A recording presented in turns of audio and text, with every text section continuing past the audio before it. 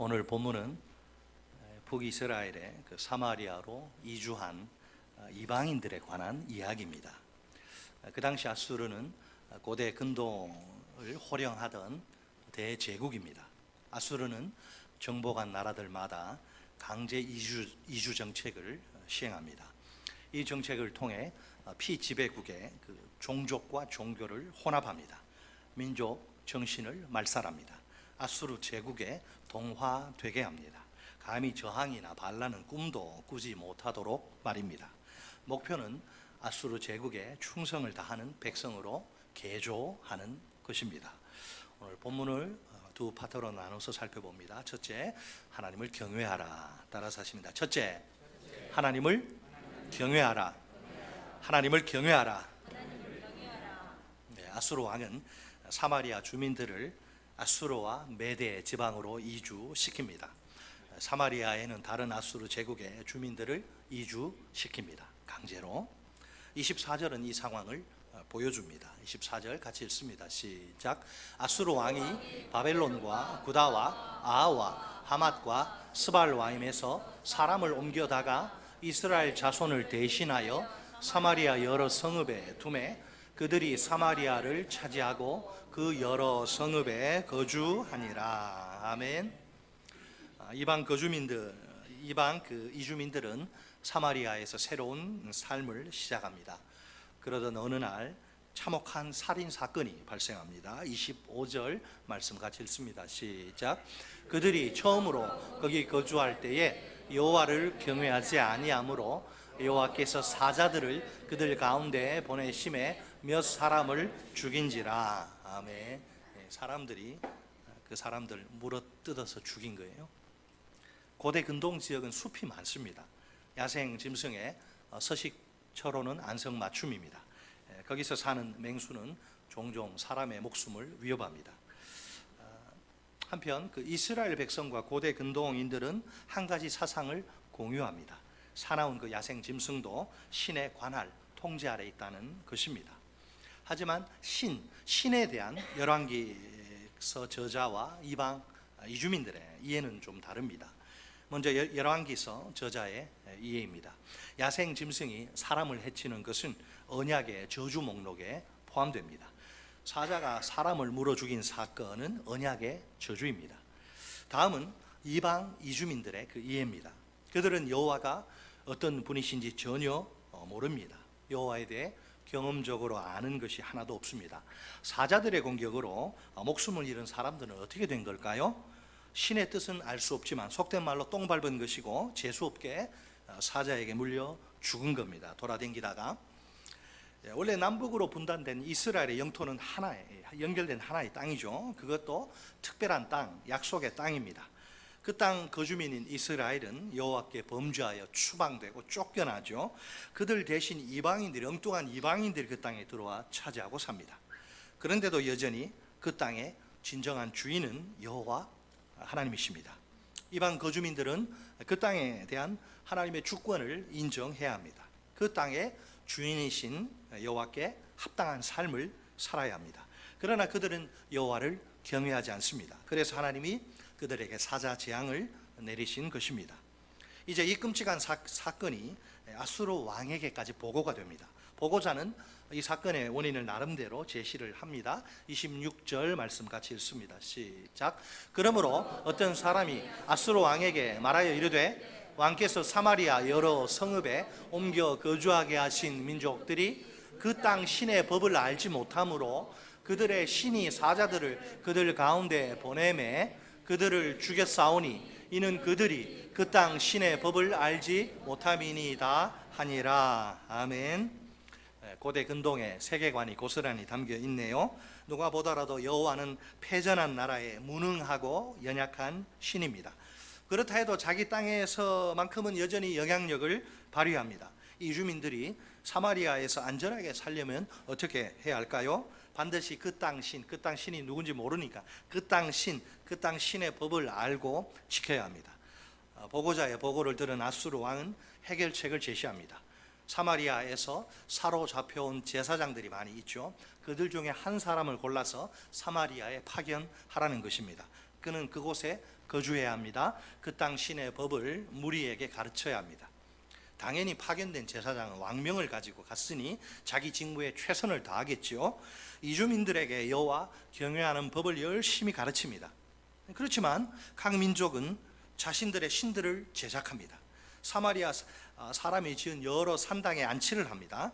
바벨론 사람들은 뭘 만들어요? 숫꽃 분옷을 만듭니다. 굿 사람들은 네르가를 만듭니다. 하맛 사람들은 아시마를 만듭니다. 아와 사람들은 니파스와 다르닥을 만듭니다. 스발와임 사람들은 그 자녀를 불살합니다. 그들의 신 아드람 멜렉과 아남 멜렉에게 바친 겁니다.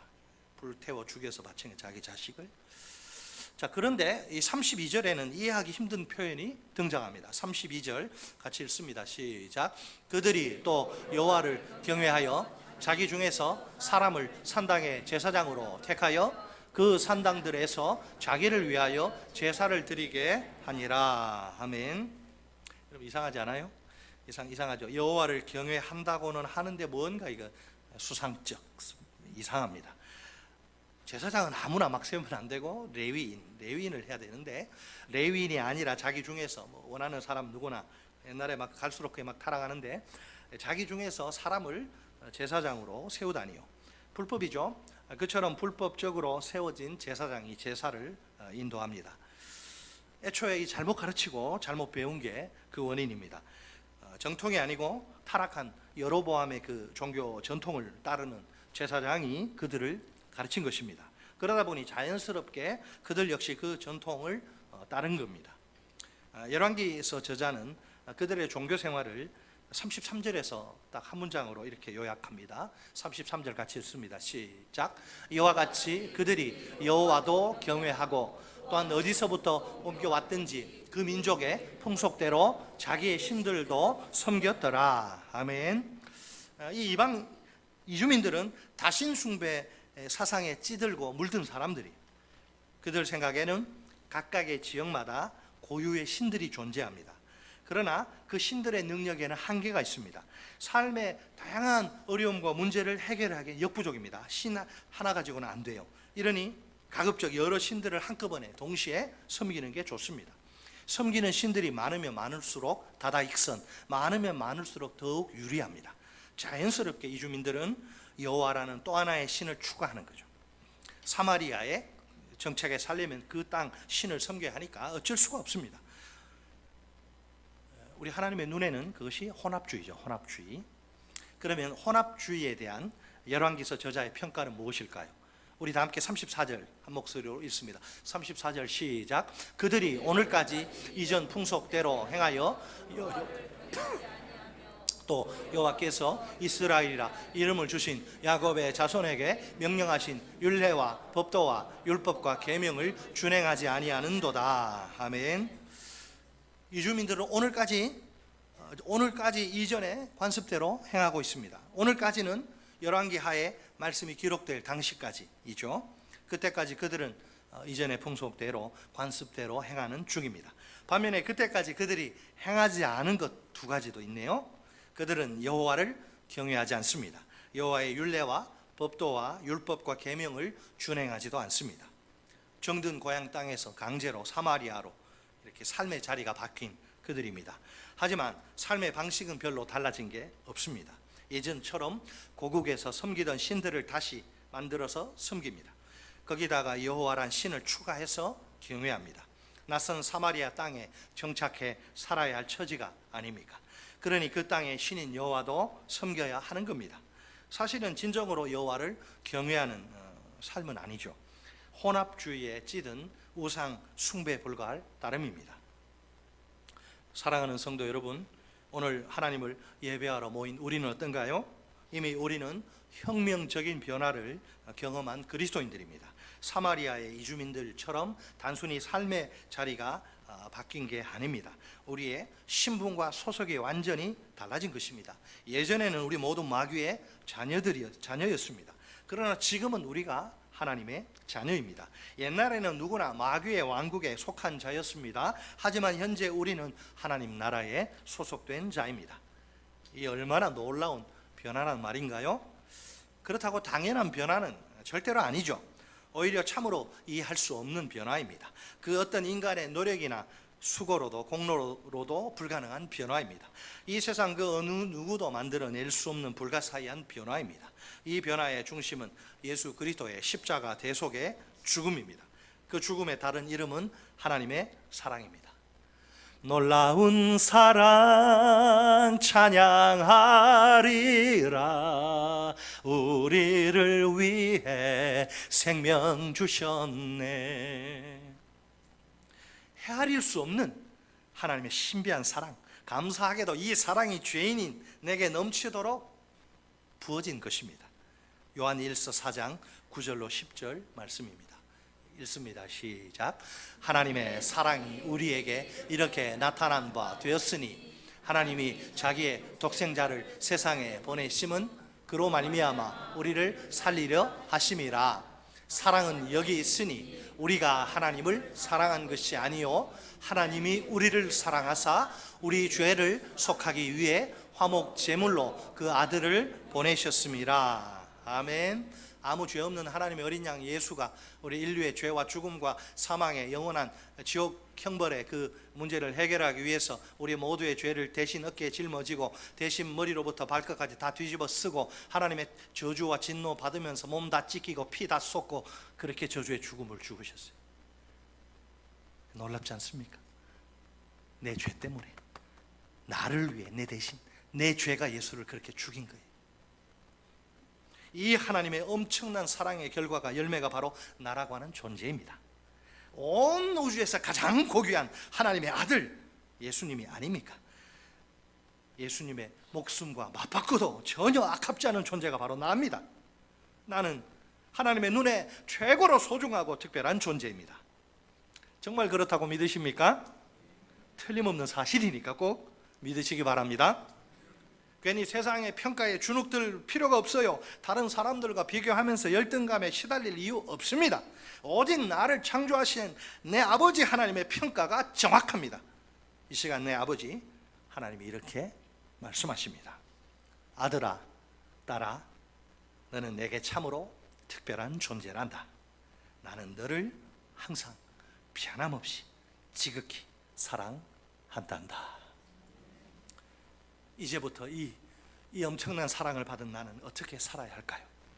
마귀가 좋아하는 이전의 삶의 방식, 죄의 진리를 끌려다니고 죄에 두드려 맞고 그런 삶의 방식은 버려야겠지요. 하나님이 기뻐하시는 새로운 삶의 방식을 따라 살아야겠지요. 하나님을 경외하는 삶을 살아야겠지요. 제 말에 다들 동의하시나요? 동의하시면 다 같이 아멘 하십시다. 아멘. 자, 두 번째 파트, 만몬 숭배에서 떠나라. 따라서 하십니다. 둘째, 만몬 숭배에서 떠나라. 만몬 숭배에서 떠나라.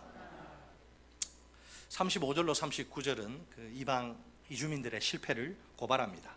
그들은 여호와를 경외하는 삶을 살지 못합니다.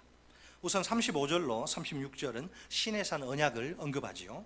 여호와께서 야곱의 자손과 언약을 맺으십니다. 언약 백성이 된 그들에게 명령하십니다. 핵심은 다른 신을 섬기지 말고 여호와 한 분만 섬기라는 것입니다. 역설적이지만 이것이 이스라엘의 멸망의 원인으로 작용합니다. 열왕기서 저자가 여호와를 어떻게 소개하나요? 길지요. 오직 큰 능력과 편 팔로 너희를 애굽에서 인도하여 내신 여호와이십니다. 여호와는 출애굽의 하나님이십니다. 노예 민족이던 이스라엘 백성이 아닌가요? 하나님이 그들에게, 전능하신 하나님이 그들에게 해방과 자유를 선물로 주십니다. 한마디로 은혜의 하나님이십니다. 이 은혜를 체험한 이스라엘은 어떻게 살아야 할까요? 마땅히 평생 여호와만 섬기며 살아야 하겠지요. 그들이 경외해야 할 대상은 오직 하나님 한 분뿐이십니다. 다른 신들, 즉 다른 우상들에게 눈길조차 주지 말아야 합니다.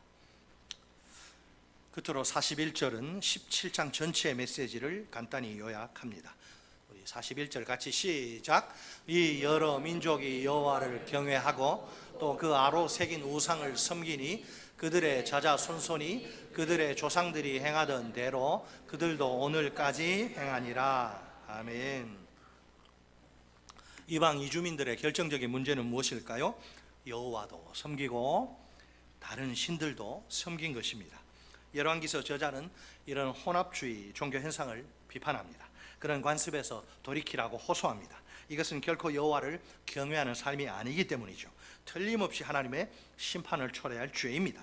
그 생생한 증거는, 실물 증거는 이스라엘입니다. 이스라엘이 멸망한 이유 혼합주의 때문입니다. 만약 이주민들도 계속 혼합주의를 고수하면 어떻게 될까요? 이스라엘처럼 하나님의 심판으로 멸망할 수밖에 없습니다. 사랑하는 성도 여러분, 오늘 내 신앙생활은 어떤가요? 혹시 이스라엘처럼, 이방 이주민들처럼 혼합주의에 물든 것은 아닌가요? 물론 눈에 보이는 우상단지 만들어 놓고 절하고 섬기는 사람은 우리 중에 없겠죠. 그렇다고 해서 내가 우상을 섬기지 않는다고 자신 있게 말할 수 있을까요?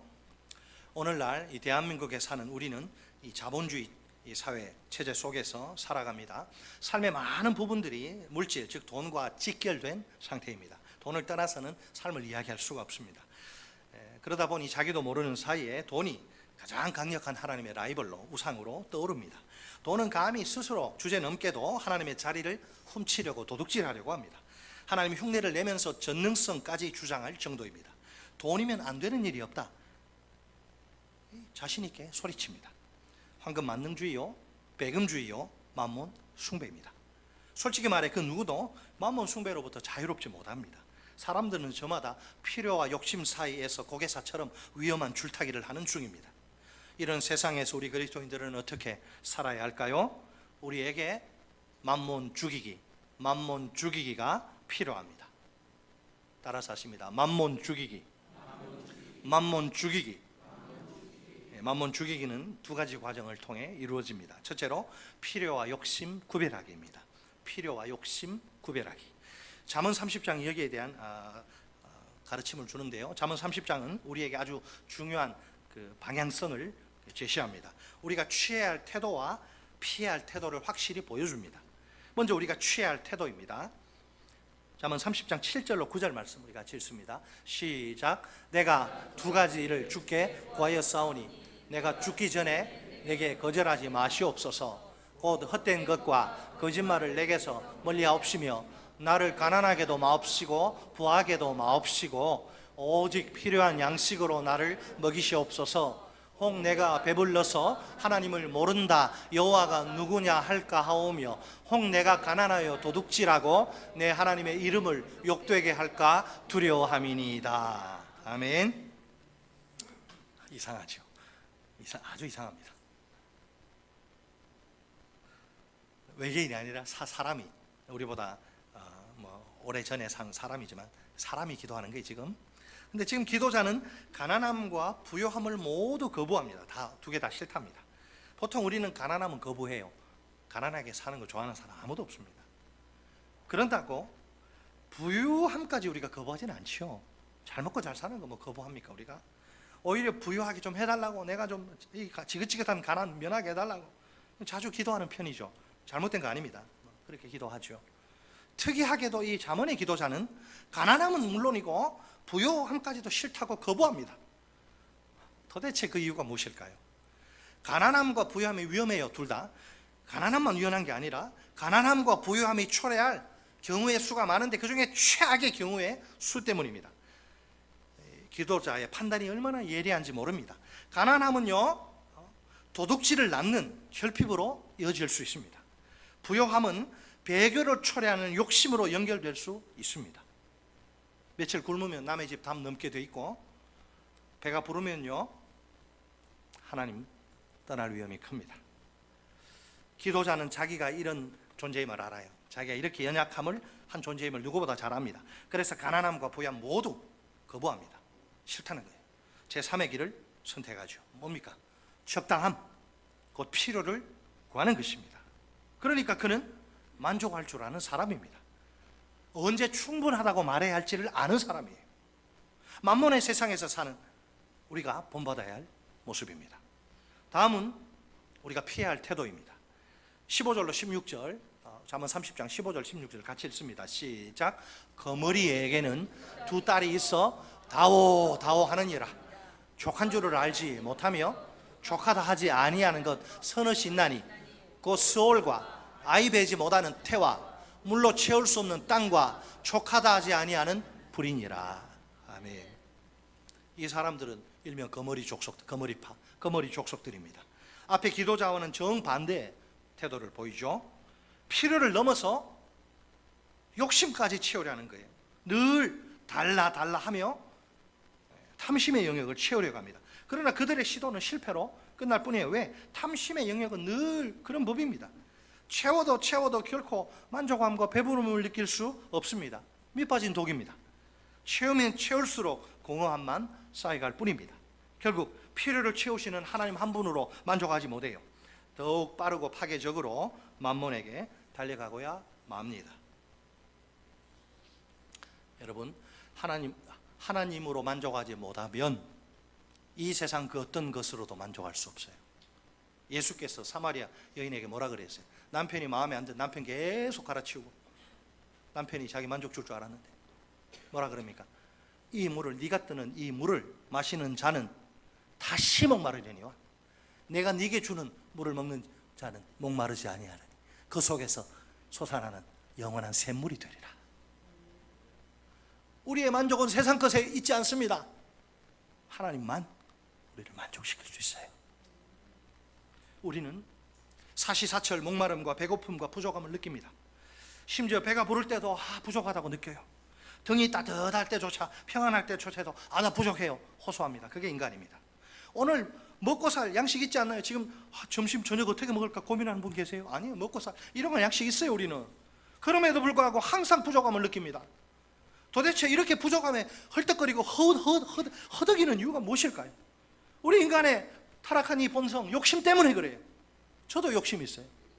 근데 채워도 만족함을 몰라요. 이 욕심은. 자, 이 세상에는 필요의 영역과 함께 욕심의 영역까지 존재합니다. 우리가 이 사실을 꼭 기억해야 합니다. 두 영역 사이에서 갈팡질팡 하기 쉬워요. 각종 대중매체는 물질 만능주의 사상을 부지런히 퍼뜨립니다. 야, 필요 가지고는 행복하지 않아. 욕심의 영역까지 꽉꽉 채워야 참된 만족을, 행복을 누릴 수 있어. 더 모아야 돼. 더 필요를 채우시는, 우리의 모든 필요를 채우시는 여호와 이래 우리 공급자 하나님이 보이지 않습니다. 점점 눈길이 욕심의 영역에 오래 머물게 되죠. 그러면 그 속에서 불만이 자라게 됩니다. 욕심을 채워주는 만몬을 향해 떠나게 됩니다. 하나님과 만몬을 함께 섬기는 우상 숭배가 이래서 탄생하는 겁니다. 잠언 30장은 위험을 마주한 우리에게 중요한 지침을 제공합니다. 욕심의 영역을 추구하는 그 거머리를 짓밟으라는 거예요. 그 대신 필요의 영역을 추구하는 네 안에 기도자를 좀 깨우라는 거예요. 놀랍게도 우리의 삶 속에는 기도자와 거머리가 공생합니다. 함께 존재합니다. 기도자는 적당함을, 필요를 간구합니다. 반면에 거머리는 부요함을 끝없이 갈망합니다. 자칫하면 우리가 둘 사이에서 헤매다가 넘어지기 쉽습니다. 그러니 영적으로 깨어 잘 분별해야 합니다. 무엇이 내게 거머리의 욕심인가요? 또 무엇이 기도자의 필요인가요? 이것은 내 필요야, 구할 수 있어. 이건 욕심이야, 구하면 안 돼. 무엇이 내게 거머리의 욕심이고 무엇이 기도자의 필요인가? 사실 이 필요와 욕심의 영역 구별하는 일은 매우 어렵습니다. 사람에 따라 그 줄을 그어야 되는데 넘지 말아야 되거든요. 사람에 따라 경계선의 차이가 있기 때문이에요. 똑같은 사람이라도 또 경계선의 위치가 좀 변할 수도 있어요. 때와 상황에 따라서 말입니다. 그러니 필요와 욕심 사이 경계선 긋는 거 이거 일반화하면 안 돼요. 고착시켜서도 안 됩니다. 누구나 본인에게 있는 필요와 욕심의 영역을 구분해야 합니다. 경계선을 확실하게 그어야 돼요. 그 경계선을 또 다른 사람의 삶에 막 적용하고 강요하는 거 이게 잘못입니다. 타인의 경계선을 내게 그대로 끌어오르는 거 이거 해서도 안 돼요. 필요와 욕심은 구별하는 이건 맞춤형 작업입니다. 요즘도 저기 시내 가면 양복, 우리는 다 보통 기성복사 입지만 예복 같은 거 이렇게 치수 재고 맞춤 옷 하는 그 아주 오래된 분들 계시죠. 명장들이. 필요와 욕심 구별하는 거 이건 모두에게 똑같은 게 아니에요. 이건 다 자기 맞춤형, 자기에게 맞는 작업이 필요합니다. 누구에게나 효과적인 작업이 필요합니다. 가장 중요한 것은 내게 따로 있어요. 내가 수시로 하나님의 특별 계시인 이 성경 앞에 서는 일입니다. 기도하며 바로 서는 일 말입니다. 일단 성경을 주야로 묵상해야 하겠죠. 큐티 그냥 시간 남아 돌아서 하는 거 아닙니다. 힘들어도 하는 거예요. 일단 성경을 주야로 묵상해야겠죠. 그런 다음에 그 말씀을 이제 바르게 자기에게 이해하고 적용해서 실천해야 합니다. 그런데 이게 내 힘으로 되는 게 아니에요. 기도가 필수예요. 말씀과 기도가 함께 가야 돼요. 우리는 하나님의 말씀에 지속적으로 자신을 노출해야 합니다. 말씀에 담긴 지혜의 보화를 계속 매일 캐내야 합니다. 아울러 계시의 근원인 하나님께 기도해야 합니다. 그럴 때 하나님이 지혜와 힘을 공급하십니다. 마침내 필요와 욕심 사이에 올바른 경계선을 그을 수 있습니다. 위험한 줄타기 하지 않습니다. 자, 만몬을 죽이기 위해 우리에게 필요한 또 한 가지 작업이 있습니다. 만몬, 첫째는 만몬 죽이기, 둘째는 돈 부리기. 좀 많이 이런 말 안 쓰는데 돈 부리기. 우리가 하인을 부리고 옛날에 양반들 부리기. 다시 말해서 이건 뭐냐? 성경의 가르침대로 물질을 사용하는 일입니다. 우리가 착각을 하면 안 됩니다. 많은 분들이 뭐 11조 하면 내 의무는 다 했다. 그리고 나머지 내 마음대로서 그건 아니에요.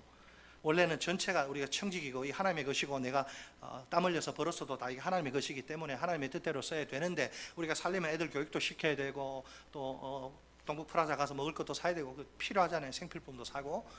그래서 다 바칠 수 없으니 내 믿음의 증표로 나를 먹이고 살리는 게 내 직장이 내 사업이 아니고 하나님의 힘을 고백하는 의미에서 수입의 10분의 1을 정확하게 드리는 거예요. 자, 뭔 이야기 하다가 따라서 하십니다. 돈 부리기. 성경의 가르침대로 물질을 사용하기. 나머지도 하나님의 뜻대로 사용해야 돼요. 자, 의외로 많은 사람들이 필요 이상의 돈을 막 쟁여둬요. 쌓아둡니다. 돈을 의지해서 자신의 미래와 안전을 보장하려는 것이지요. 모아둔 돈의 분량으로 자기 삶의 안정감을 측정하기도 합니다. 많이 모이면 통장에 그 잔고가 많으면 평안치가 쑥 올라가고 그만 좀 떨어지고 막 이게 적게 모이면 불안치가 급격히 상승합니다. 하나님을 믿는 우리는 이렇게 살지 말아야 합니다. 우리는 성경의 가르침을 굳게 붙들어야 합니다. 우리의 미래와 안전은 오직 한 분 하나님께 달려 있습니다. 돈이 내 삶에서 만몬으로 나를 부리고 군림하지 못하도록 막아야 돼요. 최고로 효과적인 방법은 무엇일까요? 성경의 가르침대로 이웃을 사랑하고 목장에 섬기고 또 선교사님 쌀 떨어지면 쌀도 갖다 드리고 환자 있으면 본죽도 사다 주고 성경의 가르침대로 물질을 선한 일에 사용하는 것입니다. 내 쓸 만큼은 쓰고 뭐 거기에는 뭐 많이 포함되겠죠, 그죠? 사람마다 다르니까 성경의 가르침대로 물질을 사용하는 것이 성경을 우리 돈을 부리는 거예요. 돈을 성경의 가르침대로 부리는 거예요. 그래야 내가 돈에게 종처럼 부림을 당하지 않게 됩니다. 세상에 여러분 살인 사건 뭐 온갖 보세요. 전부 그 돈 때문에 그래요. 돈의 종노릇하니까 그런 거예요. 돈을 부려야 되는, 돈을 다스리고 하나님의 뜻대로 멋있게 탁 써야 되는데 오늘 한국 교회 안에 우려할 만한 그 현상이 확산되는 중입니다. 우리 담임 목사님들이 모이면 아주 골머리를 앓는데 다 그렇진 않지만 꽤 많은 세대가 하나님께 11조 드리지 않습니다. 안 놀라시네? 예전에는 이거 상상조차 할 수 없던 일입니다. 왜 그럴까요? 똑같은 사람인데 아무리 뭐 MZ세대 뭐 그렇게 해도 이 잘못된 가르침과 욕심의 합작품입니다. 콜라보 합작품이에요. 두 가지 원인. 잘못된 가르침과 욕심. 요즘 유튜브 또 페이스북 각종 미디어들을 보세요. 기독교 채널들도 많습니다. 물론 우리에게 도움되는 유익한 내용들도 많이 있습니다. 반면에 영혼을 해뜨리는, 망가뜨리는, 영혼을 해치는, 병들게 하는 해롭고 악한 음란한 내용들도 얼마나 많은지 몰라요. 각별히 조심하지 않으면 정말 큰일 납니다. 영적인 분별력을 충분히 발휘해야 합니다. 자, 그것들 볼 때 잘 보고 될 수 있는 대로 좀 안 보는 게 많이 안 보는 게 좋고 봐야 된다면 잘 보고 잘 들어야 합니다.